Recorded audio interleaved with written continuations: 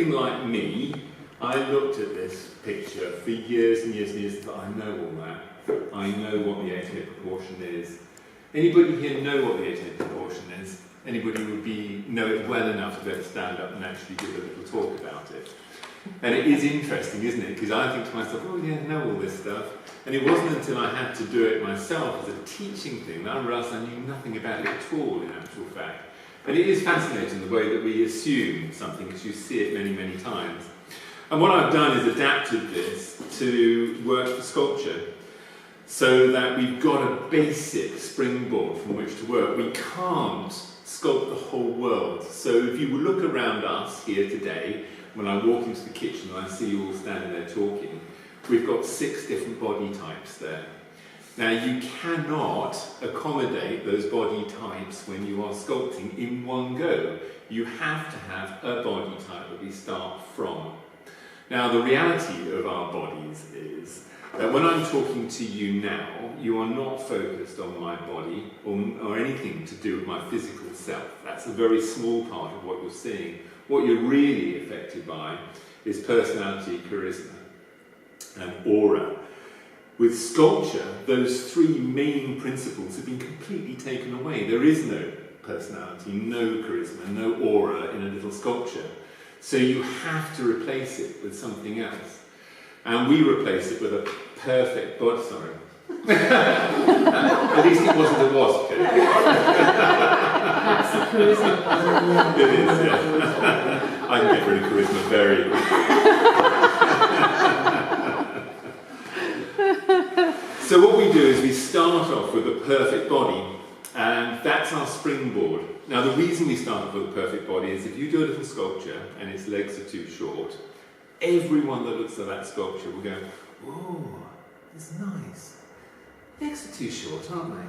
And that's what you will get immediately. Any fault in it, people will pick it up instantly. And if you want to sell your work, you've just cut out probably 80% of the people that would buy it. Think, oh, it's nice. I don't think I could live with legs like that. And that's how it is. The fact that we walk around with legs too short or too long or heads too big for our body doesn't really matter. We overpower it by who we are. Sculptures can't do that. So I found that this is a really, really good solid foundation for us to work from. And this is how it works. 2 heads stacked on top of each other reach the joint of the knee. That's where the tibia joins the femur. So that we've got actually the joint, not the kneecap itself, interestingly, which sits on top of the front of the femur. From there, we pile another 2 heads on top of each other, and that is the hip joint itself. So that's our halfway point. Very important, this. From here, it stops working, and we want a system that works. So what we do is we drop down by the length of the neck, which very conveniently is the depth of the perineum. So from the hip to the perineum is always a distance of about the same length as your neck.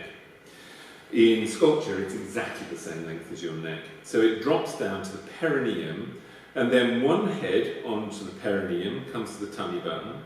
Then from the tummy button to what we call the xiphoid process. Anybody heard of the xiphoid process before? Good, good. You'll be hearing quite a few things that you haven't heard before this week.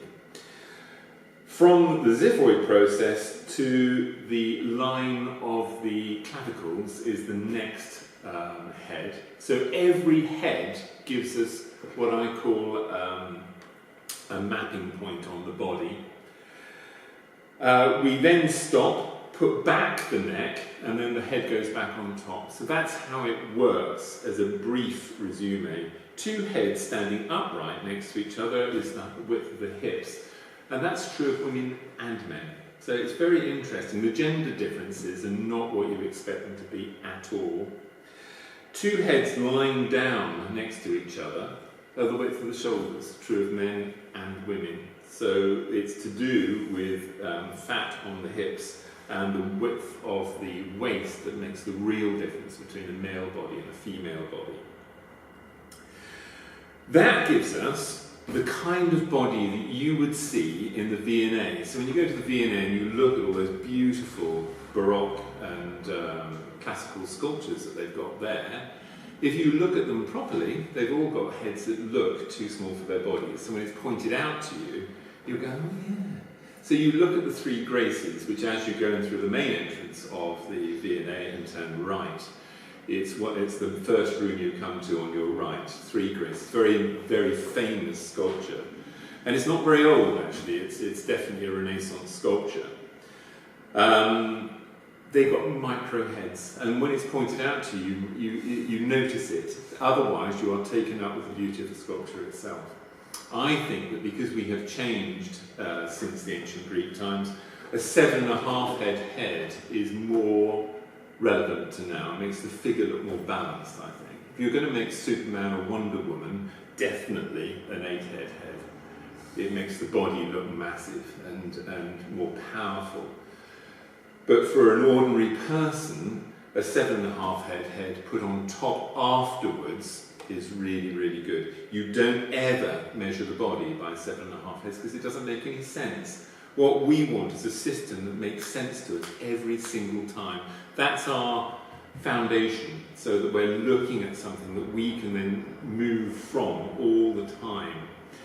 You can create any body you want from this. So you can shorten the legs, lengthen the legs. The principle behind it is that you know what the rules are and you're not guessing. You always have this principle foundation to work from, which makes us powerful as artists, really powerful in terms of both drawing and in terms of sculpture as well. So this to me has become a real vital part of my sculpting business and the way that I work. It makes me quick, it makes me efficient, and it makes me know exactly what I'm doing at all times. And it enables me to make very, very good decisions that work most of the time. Once we've got the 7.5 head on our 8 head body, this is what we have. So this poor girl, when she walked into the studio, beautiful as she is, as a real person, remember again, when somebody walks in, you are affected by the change in the aura in the room when they walk in.